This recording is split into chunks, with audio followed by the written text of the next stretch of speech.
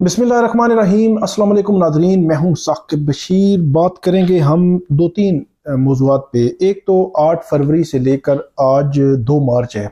2 मार्च तक election commission ने क्या किया है। इलेक्शन कमीशन ने जो धांधली के हवाले से जो सवालात उठ रहे थे, जो मैंडेट चोरी के हवाले से सवालात उठ रहे थे, जो इलेक्शन कमीशन ने इलेक्शन एक्ट 2017 के तहत खुद जो काम करना था और जो एक फ्रेमवर्क के अंदर रहकर करना था, एक जो टाइम था उस टाइम के अंदर करना था, क्या 8 फरवरी से 2 मार्च तक इलेक्शन कमीशन ने वो काम किए हैं? अगर वो नहीं किए तो उसके असरात क्या हो रहे हैं और उसके असरात किसको भुगतना पड़ रहे हैं और आइंदा की जो सियासत है उस पर क्या असर पड़ेगा, इस पर हम एक तो बात करेंगे। और दूसरा हम बात करेंगे जो एहतजाज है उसके जो असरात हैं उसमें शिद्दत भी आ रही है। आज जो पीटीआई का एहतजाज था वो भी उसी का पेश खैमा है। सोशल मीडिया बंद करने के हवाले से एक बहुत बड़ी मूव है कि पिछले तकरीबन 10 से 12 रोज से जो एक्स है, ट्विटर है, वो बंद है। ट्विटर कितना पावरफुल प्लेटफॉर्म है वे मैं आपको बताऊंगा। और ये बंद करने की सोच बड़ी अजीब लग रही है क्योंकि करारदाद आज जो सेनेट में एक करारदाद जो है वो जो पीपल्स पार्टी के सेनेटर हैं उन्होंने जो लाई है। और इसके अलावा ये बात की जा रही है कि जो केपीके है वहाँ पे जो अली अमीन गंडापुर हैं वो वज़ीर आला मुंतखब हुए हैं। कल उन्होंने वहाँ केपीके असम्बली में एक तकरीर की, बहुत सख्त तकरीर थी। और वो जाहिर सी बात है जो पीटीआई है उसने जो भुगता है तकरीबन 1.5 साल। अली अमीन गंडापुर का मुझे बहुत याद है, यहाँ पे भी लाया गया और पूरे मुल्क में फहराया गया। तो वो उसका एक तनाजुर है उसमें तकरीर की। तो कुछ लोग, अगर ये एक मैच्योर बात नहीं है, वैसे मैं कह रहा हूँ कि कुछ लोग ये एक डिबेट जनरेट करके गवर्नर राज लगा दें। इस पर हम बात करेंगे कि गवर्नर राज होता क्या है और गवर्नर राज क्यों जो है वो एक बुरा जो है टेस्ट छोड़ेगा। अब 3-4 मौज़ूआत पे हमने बात करनी है। इस पे आप हमें फीडबैक आपने देना है। एक तो यूट्यूब चैनल सब्सक्राइब करें, बेल आइकन का बटन प्रेस करें, इस पर फीडबैक भी दें। और एक साथ में एक और चीज़ ऐड कर दूं, हमारा जो फर्स्ट कमेंट सेक्शन है उसमें जो मेरा व्हाट्सएप का नंबर है, जो चैनल व्हाट्सएप चैनल, वो ऐड कर देंगे। उसको आप अगर फॉलो कर लें तो वहाँ पर हम लिंक जो है वो दिया करते हैं। सबसे पहले हम बात करते हैं कि इलेक्शन कमीशन की 8 फरवरी से लेकर 2 मार्च तक की जो कारकर्दगी है। बाकी तो बातें आप छोड़ें कि इलेक्शन कमीशन के पास जितने भी जो फॉर्म 45 और फॉर्म 47 वाले केसेस गए हैं, ख़ासतौर पर पीटीआई के जितने भी केसेस हैं, उन केसेस की अगर ओवरऑल में बात करूं तो तकरीबन 100% केसेस में इलेक्शन कमीशन ने कुछ भी नहीं किया। बाल जो है वो ट्रक की एक बत्ती है, एक हाई कोर्ट से दूसरी हाई कोर्ट, दूसरी हाई कोर्ट से इलेक्शन कमीशन से हाई कोर्ट से फिर इलेक्शन कमीशन, और इलेक्शन कमीशन ने जो दरखास्तें हैं वो डिसमिस कर दिया है कि ये मामला तो ट्रिब्यूनल्स ने देखने हैं। तो भाई आप फिर रहने दें, दरमियान में सुनने की जरूरत नहीं। 8 फरवरी के बाद डायरेक्ट ट्रिब्यूनल में भेज देते। मतलब एक सीक्वेंस यही है, मतलब प्रोसेस यही है कि आपने इलेक्शन कमीशन में जाना है। लेकिन इलेक्शन कमीशन को कम से कम उन चीज़ों को देखना चाहिए और उनको एड्रेस करना चाहिए, उन इश्यूज को। इलेक्शन कमीशन ने फॉर्म 45 अपलोड करने थे 8 फरवरी के बाद 14 दिनों में, 22 फरवरी तक। आज 2 मार्च है, आज तक नहीं किए। ये बहुत बड़ी नेग्लिजेंस है। फवाद चौधरी आज अदालत आए हुए थे तो उन्होंने ये बात की। और बहुत इंपॉर्टेंट बात है कि जिस दिन फॉर्म 45 अपलोड हो गए इलेक्शन कमीशन की वेबसाइट पे, उस दिन पंडोरा बॉक्स खुल जाएगा। कैसे जस्टिफाई आप कर सकेंगे? जितने भी हलके हैं जहां पे इश्यूज आ रहे हैं, वहां फर्ज करें नून लीग का उम्मीदवार जीता है जिसके पास फॉर्म 49 जारी हुआ है और उसके जीत पे क्वेश्चन है। दूसरी तरफ अगर पीटीआई का उम्मीदवार है तो क्या आप समझते हैं कि वो वहां पे दो ही उम्मीदवार थे? दो नहीं थे, 6, 8, 10 उम्मीदवार थे। पीपल्स पार्टी का भी था, टीएलपी का भी था, जमात इस्लामी का भी था, सबके थे। तो अगर वो सारा कुछ मिसमैच हो गया, फर्ज करें कि जो जीतने वाले के फॉर्म 45 हुए उसके अगेंस्ट सिर्फ पीटीआई नहीं बाकी पार्टियों के भी जो है वो फॉर्म 45 अगर मैच ना किए तो क्या बनेगा? तो वो जो उन्होंने बात की फवाद चौधरी साहब ने, पंडोरा बॉक्स खुल जाएगा।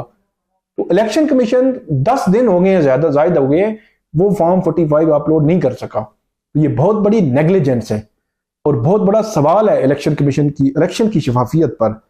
और इनको फौरी तौर पर ये अपलोड करने चाहिए।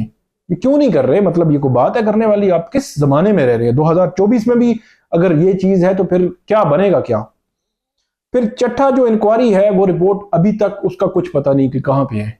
वो उनको करना चाहिए था ना कि छठे ने अगर बात गलत की है, उसकी इंक्वायरी कहाँ तक पहुंची है, उन्होंने जो बयानात लिए उसकी फाइंडिंग क्या है, और यही मतलब जो भी कह देते, लेकिन उसका कुछ ना कुछ तो सामने आना चाहिए था, वो भी पेंडिंग। मखसूस नशिस्तों का फैसला जो है वो 3 दिन से जनाब महफूज किया हुआ है। भाई महफूज किस बात का? आपने अगर फैसला उनके अगेंस्ट ही देना है तो दे दें, हक में देना है दे दें। उसमें मतलब हैरान कौन बात है कि क्यों जो है महफूज किया हुआ है। फिर इस दौरान पार्लियामेंट में जितनी चीजें हैं वो हो रही हैं, इलेक्शन जो वहां पे स्पीकर का, डिप्टी स्पीकर का इलेक्शन हो गया, वजीर आजम का इलेक्शन हो रहा है, सदर का इलेक्शन हो रहा है, पंजाब की, मरकज की और सूबा जो केपी की जो मखसूस नशिस्तें थी जो इनकी सुन्नी राज काउंसिल की, वो डिसाइड ही नहीं हुई। तो ये एक अजीब सी सिचुएशन है। फिर ट्रिब्यूनल जो है, पंजाब में 2 ट्रिब्यूनल बने हैं, वहां पे 400 से ज्यादा केसेस आ सकते हैं, 300 भी केसेस हो फर्ज करें, 2 ट्रिब्यूनल कई साल लगा देंगे। ये बड़ा इनडेप्थ प्रोसेस होता है, उसको मतलब एड्रेस करना चाहिए इलेक्शन कमीशन को, नहीं एड्रेस, मतलब हैरान कौन है कि एड्रेस नहीं किया गया और ये मामला जो है वो इसी तरह जो है वो छोड़ा गया है। और अजीब सी सूरत हाल है। बहरहाल ये 4-5 पॉइंट थे जो इलेक्शन कमीशन की जो अहलियत के हवाले से सवालात उठाते हैं, और इनको एड्रेस होना चाहिए। अगर नहीं होंगे तो पार्लियामेंट, तो वो कल उन्होंने कहा जी हम तो चलने नहीं देंगे जब तक कि मैंडेट आपका क्लियर नहीं होगा। तो जब मैंडेट क्लियर नहीं होगा, चलने नहीं देंगे, तो क्या इस्तेकाम आ सकेगा? तो इस्तेकाम नहीं आएगा तो अवाम का नुकसान है, मुल्क का नुकसान है। तो ये चीजें बहरहाल 8 फरवरी से लेकर 2 मार्च तक इलेक्शन कमीशन और जुडिशरी दोनों इसको एड्रेस करने में नाकाम रहे हैं। उनको करना चाहिए और इसके असरात हैं, उनका काम है ये इन चीज़ों को देखना। एक तो ये मामला हो गया। दूसरा इसी के साथ ही है कि पीटीआई ने आज एहतजाज किया है मुल्क भर मुख्तलिफ जगहों पे, कोई गिरफ्तारियां हुई, कोई FIR ने। एक तो ये है कि दफ़ा 144 मेरी समझ से बाला तार है कि 365 दिन 24/7 कैसे ये दफ़ा 144 लग सकती है? दफ़ा 144 तो एक मखसूस हालात के लिए होती है। प्रोटेस्ट जो है एक पुरअमन एहतजाज जो है वो एक सीक्वेंस के साथ प्रोसेस में आप इजाजत लेनी होती है। तो वो जो प्रोटेस्ट है वो आइन ने हक दिया है, आप उसको वायलेट नहीं कर सकते। आपकी जो कंडीशंस तय होती हैं, एक सर्टन जगह होती है, उसमें वायलेशन नहीं आप कर सकते। कानून को हाथ में जो एहतजाज करने वाले हैं वो नहीं ले सकते। एहतजाज पुरअमन होगा, लेकिन वो पुरअमन एहतजाज आइन ने हक दिया है। और ये जो दफ़ा 144 है, हैरान कौन है 365 दिन में ही 2 दफ़ा 144 लगी हुई है। ये भी एक अजीब चीज़ है। लेकिन इसमें इंपॉर्टेंट ये है कि इसमें शिद्दत आ रही है और इसके असरात होंगे जो आज का एहतजाज भी हुआ है। फिर सोशल मीडिया की बंदिश, एक्स पिछले 10-12 रोज से बंद पड़ा हुआ है। एक्स मतलब ट्विटर, जो पहले ट्विटर था। ट्विटर जो है वो इस वक्त मेरे नज़र में एक बहुत पावरफुल मीडियम है जिसमें इंफॉर्मेशन आपको मिलती है। और आप ये भूल जाएं कि वहाँ आप फेक इंफॉर्मेशन डाल दें और वो एग्जिस्ट कर जाए, वहाँ पे प्रिवेल कर जाए, नहीं हो सकती। वहाँ पे बड़ा पढ़ा लिखा तबका, हर मतलब अगर आप जर्नलिस्ट की बात करें, अब किसी भी शोबे के जो एक्सपर्ट्स हैं उनकी बात करें, वो उस पर मौजूद हैं, वो अपनी राय दे रहे होते हैं। कोई भी चीज़ और बड़ी अथेंटिक इंफॉर्मेशन भी आपके पास आ रही होती है। उसको मतलब मिस इन्फॉर्मेशन और डिस इन्फॉर्मेशन, फेक न्यूज़, उसको फैलाना, उसको रोकना ज़रूरी है। लेकिन एक्स अब बंद करेंगे तो मेरे ख्याल में आप अपने आप को 2000 में और 90s में लेके जा रहे हैं। और फिर आज जो बहरामान तंगी हैं, सेनेटर हैं पीपल्स पार्टी के, इनकी जानिब से जो इलेक्शन से पहले इलेक्शन मुलतवी करने की भी एक दरख्वास्त आई थी, वहाँ पे करारदाद आई थी जिसमें ये भी शामिल थे और दीगर जो सेनेटर्स हैं वो भी शामिल थे। और आज इन्होंने एक करारदाद दी है सोशल मीडिया को बंद कर दें। और भाई आप 1970 में जाना चाह रहे हैं कि 1980 में, 90 में, 2000 में जाना चाह रहे हैं? 2024 है। डिजिटल मीडिया जो है एक बहुत बड़ा प्लेटफॉर्म है आपके मुल्क में। यहाँ मतलब बहुत लोगों का इसमें यूट्यूब है, ट्विटर है, फेसबुक है और दीगर जो इंस्टा है, जितने भी प्लेटफॉर्म है वहाँ पे प्रोफेशनल्स बैठे हुए। अगर जर्नलिस्ट की मैं बात करूँ, जर्नलिस्ट जो मैं आपके पास इंफॉर्मेशन लेके आ रहा हूँ, तो क्या आप ये समझते हैं कि ये इंफॉर्मेशन आपको टीवी पे मिल जाएगी? नहीं मिलेगी।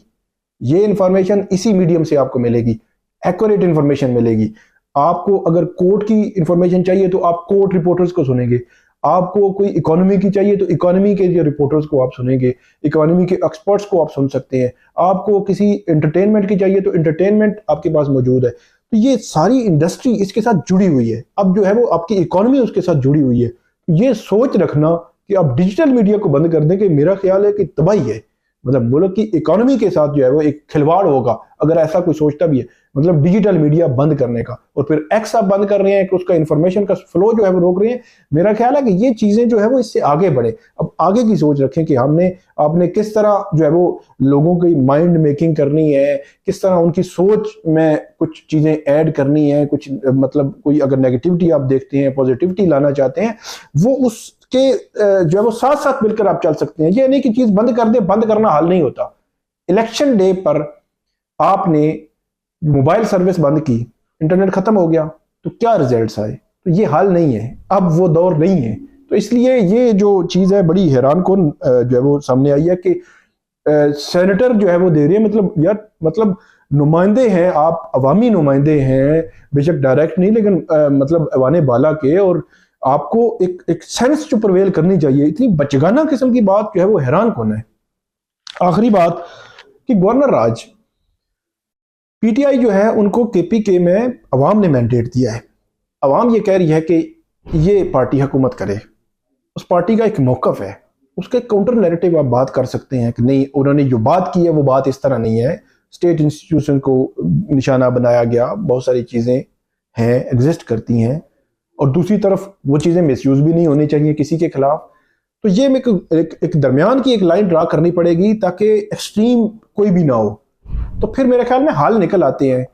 ये कहना कि एक सूबे की अवाम ने 2/3 मतलब एक मैंडेट दिया है पूरा, उसको एक जमात को, उस जमात को आप साइड लाइन करके गवर्नर राज लगा देंगे और सिस्टम चलता रहेगा, ये नहीं हो सकता, और ये सोचना भी नहीं चाहिए।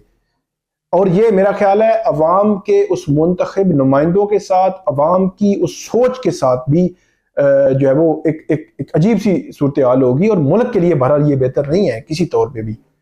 उनको आप जो है वो ऑन बोर्ड रखें, उनके साथ बात करें, डायलॉग करें, चीज़ें मिसयूज नहीं होनी चाहिए। तो अगर मिसयूज की कोई आ रही है, कहीं पे शिकायत आ रही है, तो उसका इजाला करें, ना कि सिस्टम को ही जो है वो हिला के रख दें। क्योंकि हालात 8 फरवरी से पहले डिफरेंट थे और 8 फरवरी के बाद डिफरेंट है। मैं पॉलिटिकली बात कर रहा हूं, और जो महमूद खान अचकजई हैं, मौलाना फजल रहमान जैसे सख्त मुखालिफ जो है वो भी सवालात उठा रहे हैं मैंडेट चोरी के, और वो ये कह रहे हैं कि मैंडेट पीटीआई का भी चोरी किया गया है और उनको दें। ये बड़े सीरियस नोयत के सवालात है। मुल्क को इस्तेकाम चाहिए, तो उसमें यही है कि कोई जो एक एक्सट्रीम पोजीशन है उससे पीछे जो है वो हटना पड़ेगा। तो ये थी आज की हमारी वीडियो। उम्मीद है आपको पसंद आएगी।